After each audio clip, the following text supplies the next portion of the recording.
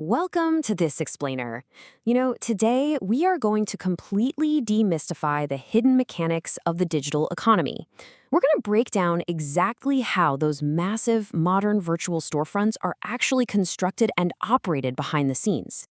I want you to just take a second and imagine launching your very own e-commerce brand. It's a super exciting prospect, right? But the reality is, it involves a ton of moving parts and some incredibly precise planning. So, the big question, do you actually have what it takes to start an online business? Well, stick with me, because today we're handing you the ultimate playbook to succeed and literally turn that dream into a highly profitable reality. To get there, we've got a master blueprint. We'll be walking through 5 phases. First, the e-commerce blueprint. Second, finding your target customer. Third, design and implementation strategies. Fourth, generating e-commerce revenue. And finally, number 5, the pandemic retail shift. All right, let's jump straight into phase 1, the e-commerce blueprint. Now, you hear the term business model thrown around a lot, but it is way more than just some vague idea. It's actually a comprehensive plan. It specifies the exact strategies you need to initiate and sustain your business by creating ongoing value for your customers. Think of it like laying the architectural foundation of a house. If this foundational blueprint is flawed or wobbly, your whole digital house is basically going to come crashing down. You absolutely need this solid plan to gain any sort of competitive edge. So how do we build that unbreakable foundation before your store ever even goes live? Well, there are 5 vital steps you've got to take. First up, you can't just target everyone. You must identify a very specific audience and really study their buyer personas. Second, establish clear, rock-solid business processes. Third, you need to record your key business resources, things like your website infrastructure and your capital. Fourth, develop a completely unique value proposition so you actually stand out from the noise. And fifth, determine your key business partners. These are the suppliers and the strategic alliances who are going to help you serve your customers for the long haul. Moving right along to phase 2, finding your target customer. We need to figure out exactly who is going to live in this digital house we're building, right? And the entire consumer landscape is so highly interconnected.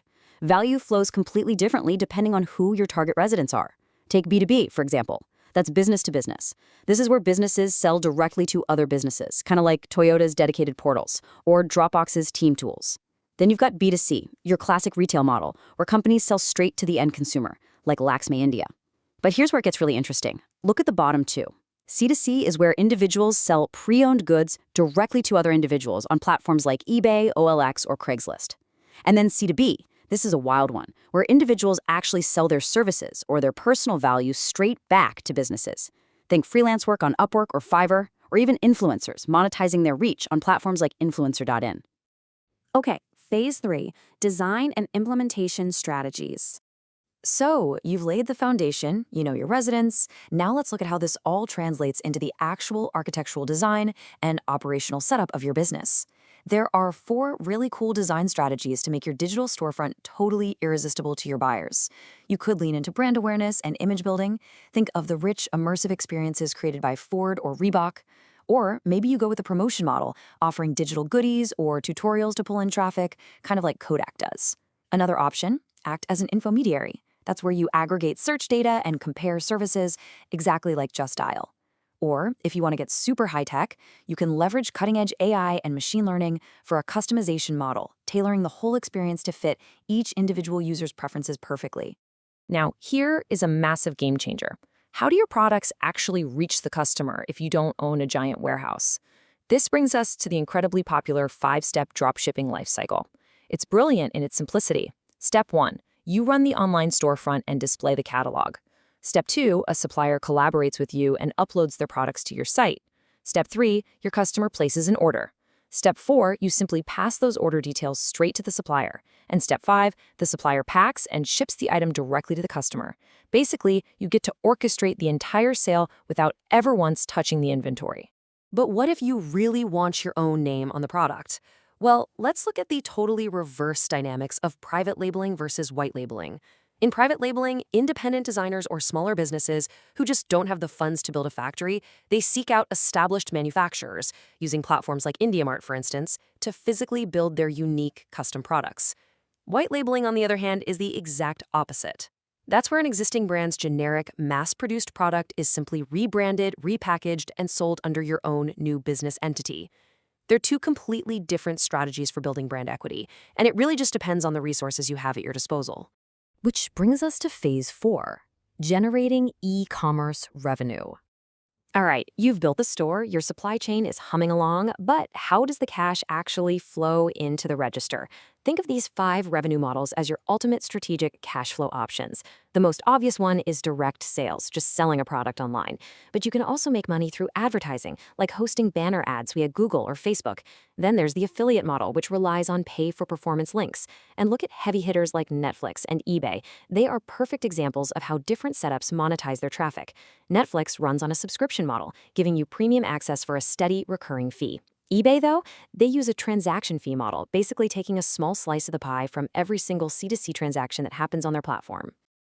And finally, phase 5, the pandemic retail shift. This is where we have to look at how your fully built digital house holds up against a massive global storm.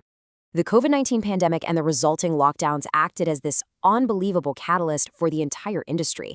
Almost overnight, it forced a massive wave of first-time users, or FTUs, onto e-commerce sites, simply because they needed to buy basic, everyday essentials from the safety of their homes. But here is the kicker. Once they got online, they discovered these massive digital discounts and bargain deals that they probably had no idea even existed. This didn't just cause a temporary spike, it permanently shifted global retail habits. It vastly accelerated the move from physical supermarkets straight to digital storefronts, and that behavior has stuck around long after the lockdowns ended. So, we've explored the foundations, the designs, the supply chains, and the revenue streams, but e-commerce is still rapidly evolving, right? The pandemic was honestly just the tip of the iceberg. Which leaves me with one final, pretty massive question for you to ponder. What exactly does the future of digitalization hold for retail, now that consumer behavior has permanently changed? How are you going to take this newly learned blueprint and adapt it for the completely unknown future of the digital economy? Think about that for a minute. I really hope this explainer has given you the structural tools and the confidence to start building your own digital empire. Keep learning, keep adapting, and we will see you in the next explainer.